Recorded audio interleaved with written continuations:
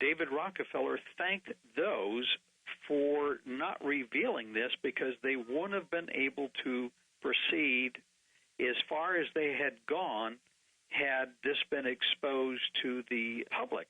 And the point being here, I think, Dennis, is somebody commented to me once that they were on a flight from the West Coast to the East Coast, and they had several stops they had to make in between.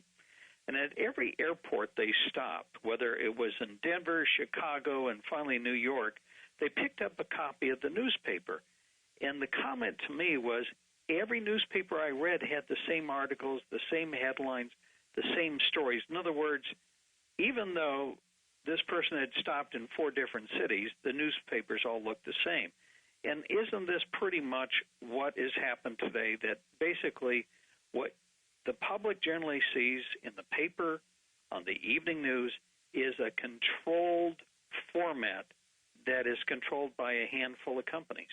Yeah, and a fellow named Badikian wrote a book about how there's a greater and greater concentration of power into the hands of fewer and fewer people in the media. There used to be hundreds, I don't know about hundreds, but a lot of newspapers in New York City alone, and now there's only a handful. And the idea was J.P. Morgan was working with Cecil Rhodes. I mentioned Rhodes had certain Rhodes Scholars in his secret Society of the Elect, and what they did was they originally thought they would buy up about 300 newspapers. J.P. Morgan did, and there's an entry in 1917 by Oscar Calloway into the Congressional Record where he said what they did was they found out that they controlled 25 of the leading papers because all of the other newspapers fed off of those leading papers for their information, their basic national news stories. And that's why things pretty much look alike.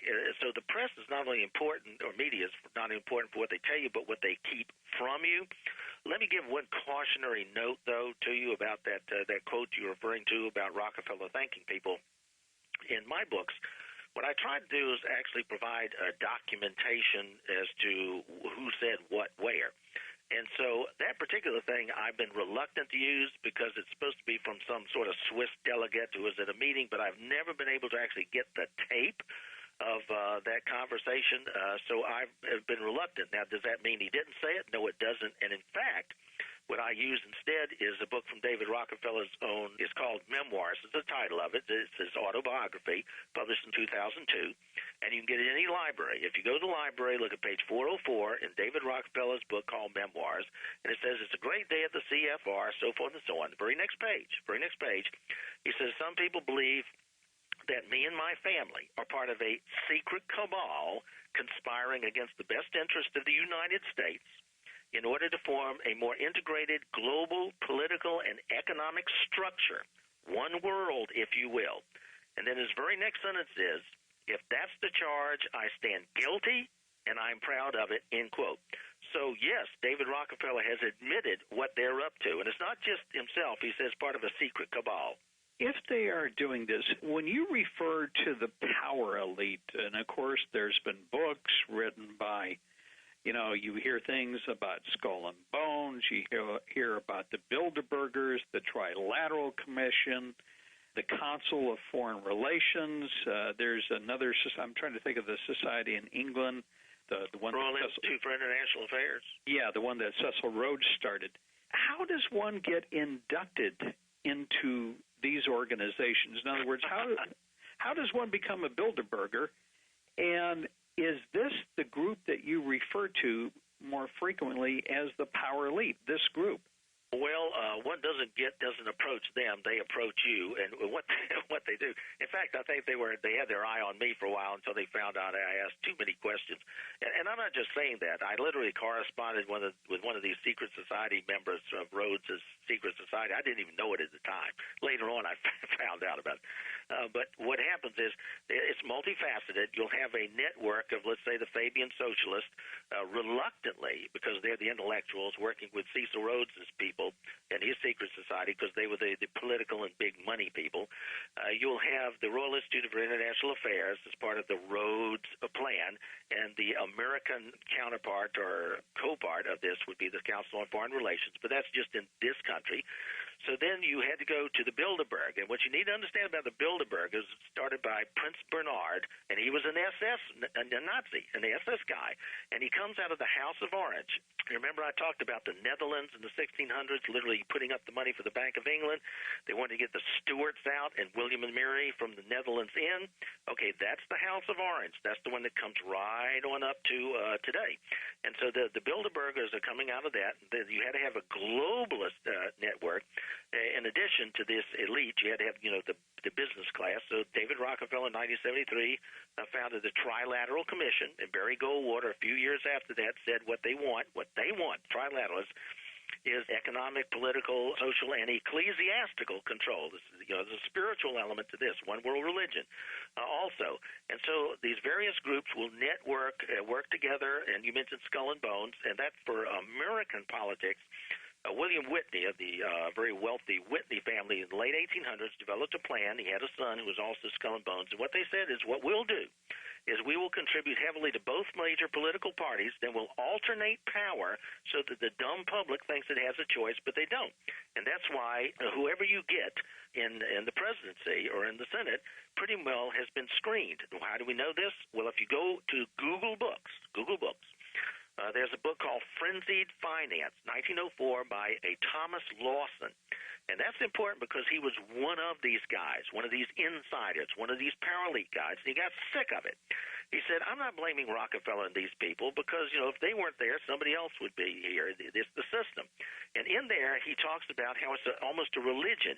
You become part of their network, and he said at 11 o'clock on a certain day, we would make and break empires. This group would make and break empires around the world. This is 1904.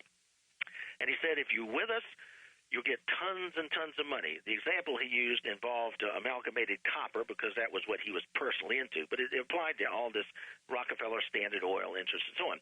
And then he goes on and said, but if you cross these people, there's nowhere in the world that you can get away from them, and they will exact retribution. And then he said, right at the end of the statement, he says, there is a Rockefeller Standard Oil agent in every hamlet, not just every big city, not every town, but every hamlet in the land. 1904, they have their agents all over the place. And what they do is they look for people, young people, and they see, who's maybe going to be working with them.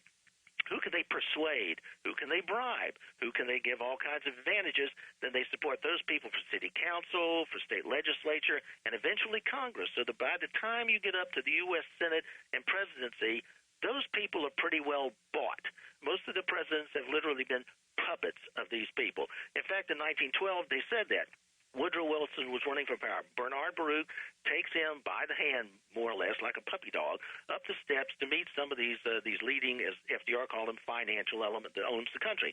They got through talking with him. As he's leaving, they all laugh to themselves and say, let's see how our other candidate is doing, and they bring in Teddy Roosevelt. And the reason is they wanted to split the vote so Taft couldn't be reelected, so Wilson would be elected, so they could get their Federal Reserve and so forth. It's absolutely amazing because what you just said makes so much sense because it doesn't matter whether it's a Republican or Democrat. Right. The same agenda is put forward. For example, if we go back to the last decade, beginning with George Bush. George Bush ran on conservative values, hardcore conservative Republican. Then you take a look at George Bush ran up the budget deficits unlike any other president next to Obama. I mean, we went from a surplus to a deficit. He passed another entitlement, the drug prescription program, when the Medicare trustees were basically saying, we're going broke. So, they run under these titles or these platforms, but yet when they get in office, they govern the same. Yeah, and you mentioned Terrell Quigley's book, Tragedy and Hope, and he loved these guys, the paralegal, and they actually allowed him because he loved them. He thought the people should be managed by these people. He said that they were needed because the people really couldn't run things by themselves. And so what Quigley said is that what you need to be able to do is alternate power without really changing it much of anything. That's what it is, regardless of whether you have a George Bush or a Clinton or Obama. Things pretty much roll along. The deficit goes up, and the debt goes up, and they have various tricks what they would do is, and this would happen down in Texas, but everywhere else, they'll use foundations, maybe public-private partnerships. And so what you'll have is, one of their tricks is, you'll have a foundation, and it will be set up by a major company. And I'm not going to name the name, but I've got specific examples of this. The company sets up a foundation. The foundation goes to a legislature, pays them to enact certain legislation to have, let's say, mental health medication. And what happens is a willing legislator passes this as a great program, and it requires certain mental health processes which require this medication. And the medication just happens to be produced by the corporation that set up the foundation in the first place. They have all these games they play like that. Dennis, when I look at their master plan in terms of where they want to go, global government, right, global currency, right, a global central bank, right, it sounds like to me the resurrection of a 21st century version of feudalism. And what I mean by that, you take a look at, there was just a report released yesterday on government pay in the Obama administration. We have the same thing occurring at the state level where state and federal employees enjoy pay scales equivalent to a lot of corporate executives, pension benefits, health care benefits that are different than the private sector. And why you remember when they brought the auto executives before Congress and they basically vilified them for flying in on their corporate jets, and then Congress turns around and passes a bill to spend almost $500 million to buy corporate jets for Congress people. Nancy Pelosi flies on a 737. Not even Warren Buffett and Bill Gates have a 737. So it seems to me this master plan is almost a 21st century version of reenactment of feudalism. Yeah, and I've written, in fact, the subtitle of my last book is, I call it Techno-Feudalism, and I put a little graph in the back of it to show the comparison. We're back in 1,000 years ago in feudal times, F-E-U-D-A-L, feudalism. You would have the elite of that day, the princes and the dukes and the earls and so forth, and then you'd have the peasants and the serfs and so forth like that. I put a comparison right down the line on that, and that's the goal. This world socialist government will be a feudalistic government. Then to set the stage of it, of course, you have to have models. And so one reason they used converted Hong Kong was to just, a little experiment as to how that will work. You take a formerly communist country like, China still is, supposedly, and you have a British protectorate in Hong Kong, and then you say, we're going to turn over to the Chinese, and it will be a synthesis. It will be a synthesis of sort of Chinese communism and British capitalism to the extent that British has any capitalism. And so this would be a little teeny model. And then what you do is you go to nations. So what you have is China is becoming feudalistic. They have an elite at the top. And I actually put in one of my articles a picture of a skyscraper in Beijing. It's a beautiful skyscraper, a lot of money paid to the elite there, the high-tech people. But on the front lawn are two women cutting the grass with a pair of scissors. So you deliberately keep this massive number of poorer people so you can compete globally in cheap labor. So they went at the top side by a highly educated population. In China and India, both countries, there's 50 million students, high school students, taking 4 years of algebra, 4 years of geometry, 4 years of trigonometry, 4 years of calculus, 4 years of physics, 4 years of biology, 4 years of chemistry and statistics thrown in, plus they integrate the math each year because that's how you build a building, a little algebra, a little trig, and so forth. Nobody in this country does that. None of the high school students do all of that.